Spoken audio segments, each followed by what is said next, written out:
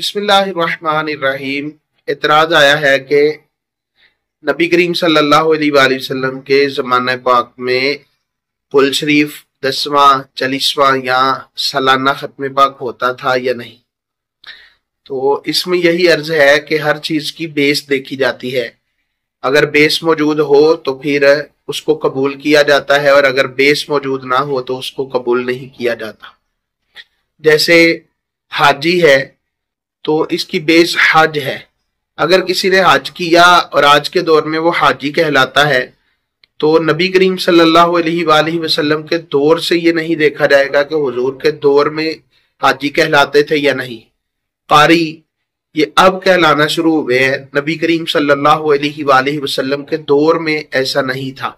इसी तरह कोई भी आप लफ्ज ले ले, अल्लामा साहब है या अमीरुल मुजाहिदीन है या कोई भी है, अल्लाह के ये सारी सिफात नबी करीम सल्लल्लाहु अलैहि वसल्लम में बदरजा आतम पाई जाती थी। सहाबा किराम अलैहिम रिदवान के अंदर अल्लामा, फहामा, कारी, उस्तादुल कुरा और हजरत सैयदना उबई बिन काब रदी अल्लाह ताला अन्हु तो इस हवाले से जो है वो उम्मत के भी उस्ताद है कि उनकी किरात नबी करीम सल्लल्लाहु अलैहि वसल्लम ने सराही है। लेकिन इसके बावजूद किसी ने अपने आप को कारी, अल्लामा, हाफिज, हाजी नहीं कहा। इसका मतलब यह है कि लफ्जों के हेर फेर से कुछ भी नहीं होता, उसकी बेस देखी जाती है। जब हज था और 1400 साल के बाद लोग हाजी कहने लग पड़े तो हरज नहीं है। इसी तरह कुल शरीफ 10वां 40वां ये ना तो हम फर्ज जानते हैं ना वाजिब, हम इसको मुस्तहब समझते हैं और हम ये कहते हैं कि अगर कोई करेगा तो सवाब पाएगा, लेकिन इनकार करने की गुंजाइश नहीं है। ये नहीं हम कह सकते कि जनाब ये गलत है, हराम है। हाँ, इनके नाम कुरान और हदीस से, तो कुरान और हदीस से बहुत सारी चीजों के नाम नहीं है, सिर्फ बेस देखी जाती है।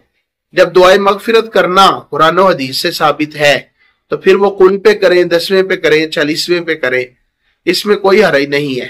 अल्लाह तबारक व तआला ने फरमाया, वल्लज़ीना जाऊ मिन बअदिहिम यक़ूलूना रब्बना इग़फिर लना व लिइख़वानिना अल्लज़ीना सबक़ूना बिल ईमान। फरमाया जो लोग बाद में आए हैं वो ये कहते हैं कि या अल्लाह हमें भी बख्श दे और हमारे उन भाइयों को भी जो ईमान के साथ दुनिया से रुखसत हो गए हैं। तो पता चला कि मोमिनीन के लिए दुआए मगफिरत करते रहते हैं। फिर नबी करीम सल्लल्लाहु अलैहि वसल्लम की हदीस से पाक है कि मेरी उम्मत गुनाहों के साथ कब्रों में जाएगी, लेकिन जब क़यामत वाले दिन उठेगी तो क्या होगा, उनके गुनाह जो है वो मुआफ हो चुके होंगे। अर्ज की गई हुजूर कैसे? फरमाया बि इस्तिग़फ़ारिल मुमिनीन, उनके पीछे रहने वाले मुसलमान बहन भाई उनके लिए दुआए मगफिरत करेंगे, अल्लाह उनके सदके उनके सारे गुनाह माफ फरमा देगा। इसी तरह अल्लाह के महबूब सल्लल्लाहु अलैहि वसल्लम की बारगाह में जब एक सहाबी हाजिर होते हैं जिनका नाम हजरत साद है, वो कहते हैं हुजूर मेरी वालिदा फोत हो गई हैं, तो मैं उनकी तरफ से कुछ सदका करना चाहता हूँ, क्या मेरा सदका कबूल होगा? तो फरमाया हाँ होगा। हुजूर क्या करूं? फरमाया कुआं खुदवाओ। तो पानी की कमी थी, कुआं खुदवाया गया, पानी लोग पीते थे।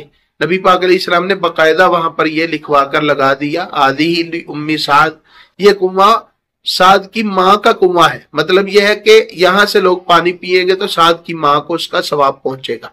तो इसी तरह हम खत्म दिलाते हैं कुल शरीफ 10वां 40वां, हम उस पे खाना पकाते हैं, पानी बांटते हैं। उसके अलावा दीगर बहुत सारी ऐसी नेक आदतें जो है वो इख्तियार करते हैं, तो उनमें शरन कोई बात नहीं है।